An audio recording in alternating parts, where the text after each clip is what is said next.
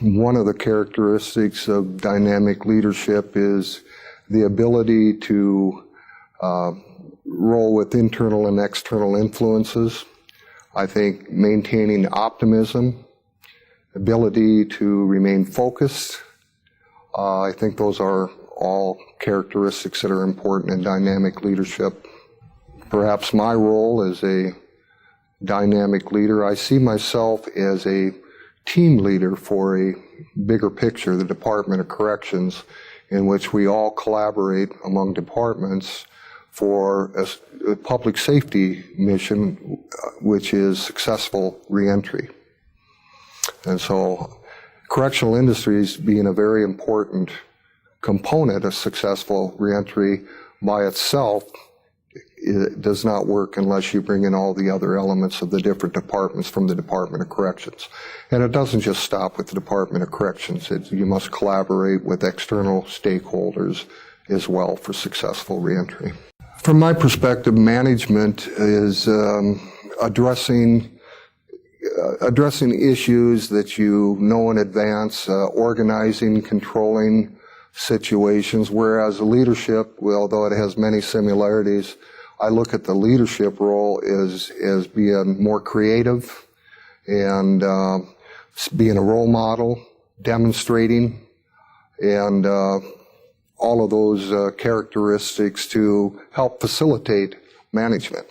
I think the way we articulate our operational vision is through good communication, and we've learned over the years that corrections as a whole is a very complicated environment.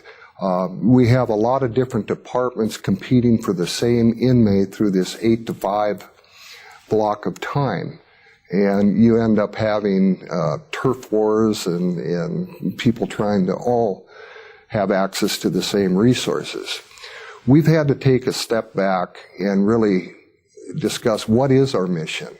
And once we determined our mission, it was important that we communicate that through all of the line staff.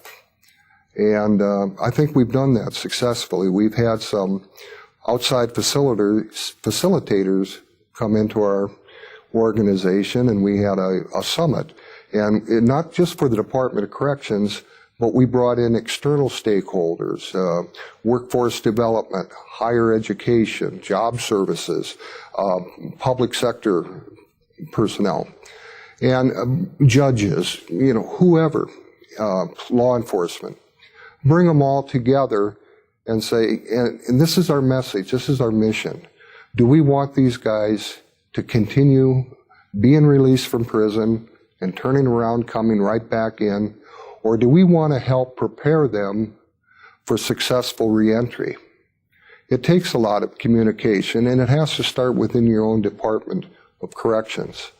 In our particular case, we're introducing motivational interviewing. It's a tool to improve the manner in which we communicate with inmates. And if we all learn to communicate in the same manner, we're all on the same page. And one of the things that in our particular case our director is very passionate about, we go through this training, and it doesn't end there like many other programs where you go through this block of training and then you're left to make sure that you use it. We are going to practice this. Everybody within the Department of Corrections is going to practice this motivational interviewing 1 hour a week for 52 weeks. And so there's an organizational commitment for everybody to understand what we are trying to accomplish, and they're backing it up with the resources to train us over the long run to facilitate that. So I think it's definitely communications. If you're going to articulate the vision, you have to communicate throughout not only the entire Department of Corrections, but also the external stakeholders, and that's what we're trying to accomplish. Our correctional industry staff, first and foremost, are very proud of the quality products and services they provide, as well as the inmates that work for us. We pride ourselves in the fact that we have so many customers that come back to us just call us out of the blue. We don't have to do a whole lot of effort of going out and knocking on their doors. We get a lot of repeat business, and that has to do with the quality control. The other thing that I think we do fairly well in our organization is we have quarterly all-staff meetings. And we close down the shops for a couple hours every quarter. We bring in all of our staff and we let them tell us what's on their mind. We try to update them with the different things that we have going on, and we encourage open communication. In addition to that form of communication, we have monthly reports.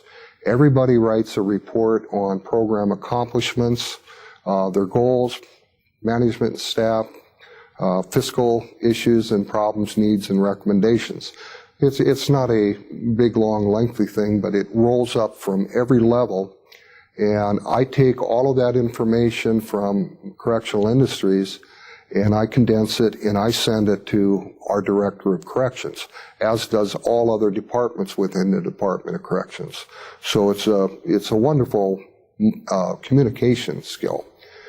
And thirdly, and probably most importantly, the entire framework of our organization is based around American Correctional Association policies and procedures. We have gone through, over the years, significant effort to follow the standards that the ACA establishes, because we know that they work, they provide a safe environment, and so I think that framework around ACA policies and procedures makes us as effective and safe as we are today. And those would be the three things that I see work for us.